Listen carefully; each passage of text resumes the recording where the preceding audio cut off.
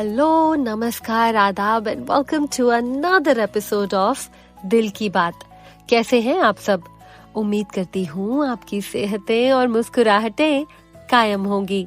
आप भी सर्दियाँ मोटी मोटी रजाइयाँ ओढ़े दिसंबर के महीने की सर्दी और धुंध को कोस रहे होंगे, क्योंकि मैं तो यही कर रही हूँ। यहाँ पर अच्छी वाली मूंगफली तो मिलती नहीं, इसलिए पंपकिन सीड से काम चलाती हूँ। रात को 8-9 बजे घर का सारा काम निपटाकर सोफे पर कंबल लेके कटोरी में पंपकिन सीड्स लेकर बैठना पसंद है मुझे। साथ में गरम गरम कॉफी या चाय मिल जाए तो क्या बात हो। और फिर एक बार जब मैं वहाँ सेट हो जाऊं ना सोफे पर, तो फिर हाथ में होना चाहिए रिमोट और टीवी पर कोई अच्छी सी क्रिसमस मूवी। ये है मेरी परफेक्ट दिसंबर वीक नाइट। वीकेंड पे ऑफ कोर्स मुझे बाहर जाना पसंद है, पर वीक नाइट्स पे एक रूटीन हो तो मुझे ज्यादा अच्छा लगता है। अगले दिन सुबह नौकरी होती है ना, पापी पेट का सवाल है। और नौकरी पेशा लोगों को रूटीन के बिना तो वैसे भी नहीं जमता। और हम सभी को, चाहे वो अपना खुद का काम करते हो या नौकरी करते हो, शाम हमारी बड़ी प्यारी होती है हमें, जब घर आकर कुछ खा पीकर वक्त के झरने से कुछ बूंदें अपने खुद के लिए निकाल पाएं। फिर चाहे उसमें अपने favourite TV programme, movie, workout या कुछ ना करें, पर ये फुर्सत के लम्हे ना बड़े कीमती होते हैं।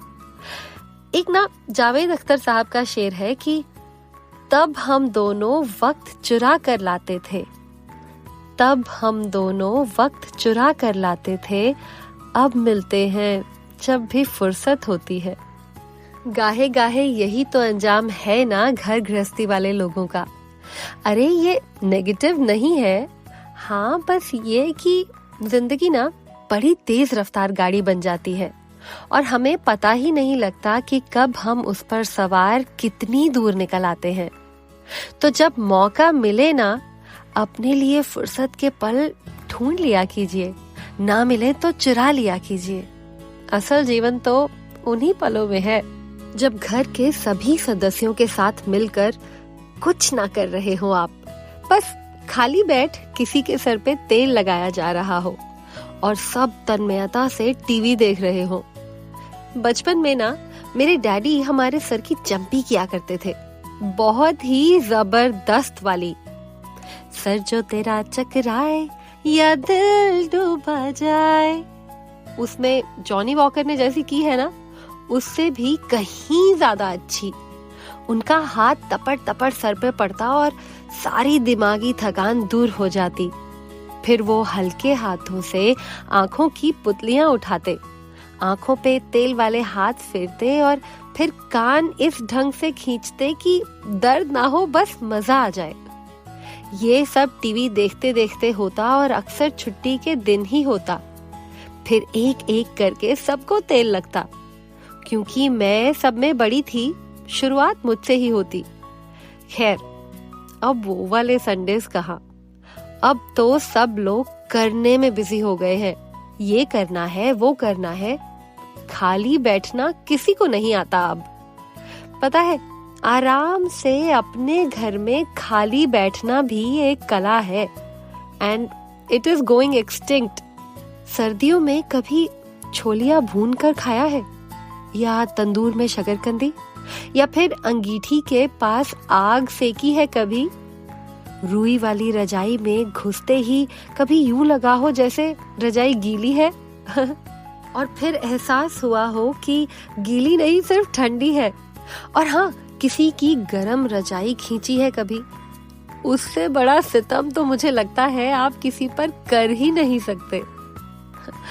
आजकल तो comforters, duvets and thick double sided blankets आते हैं जो रुई जितने ना तो भारी होते हैं और ना ही ठंडे। And honestly I am thankful for that. कुछ चीजें अच्छी भी हैं आजकल की, सब कुछ तो पुराना भी अच्छा नहीं था।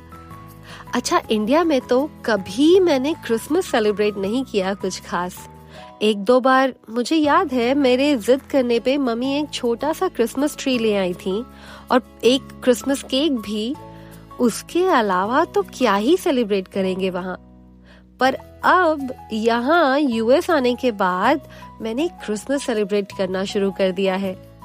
आप तो जानते ही हैं मुझे त्योहारों से कितनी मोहब्बत है। जिंदगी को सेलिब्रेट करने का कोई भी मौका गंवाना पसंद नहीं मुझे। चाहे वो थैंक्सगिविंग हो या क्रिसमस, मुझे सब कुछ सेलिब्रेट करना है परिवार के साथ। तो हर थैंक्सगिविंग पे खाना बनाने के साथ साथ शाम में हम क्रिसमस सॉन्ग्स चलाकर क्रिसमस ट्री डेकोरेट करते हैं। ये हमारा ट्रेडिशन है। मैंने आज तक क्रिसमस पे गिफ्ट्स तो एक्सचेंज नहीं किए। गिफ्ट देने लेने वाली परंपराओं से थोड़ा दूर ही हूँ अब तक, पर क्या मालूम कब तक दूर रहने वाली हूँ। वो कहते हैं ना, नेवर से नेवर। तो बस यूं चल रही है मेरी आजकल की दिसंबर। आपकी ठंडी दिसंबर कैसी जा रही है मुझे जरूर बताइएगा। You can write to me at dilkibaatpodcast@gmail.com। आप अपने अपने परिवार के साथ जंपी करें, करवाएं और सोफे पर आराम से बैठकर क्रिसमस मूवीज के मजे लें। इसी दुआ और इसी प्रार्थना के साथ मैं हूँ ऋतु और अगले एपिसोड में हम फिर करेंगे दिल की बात।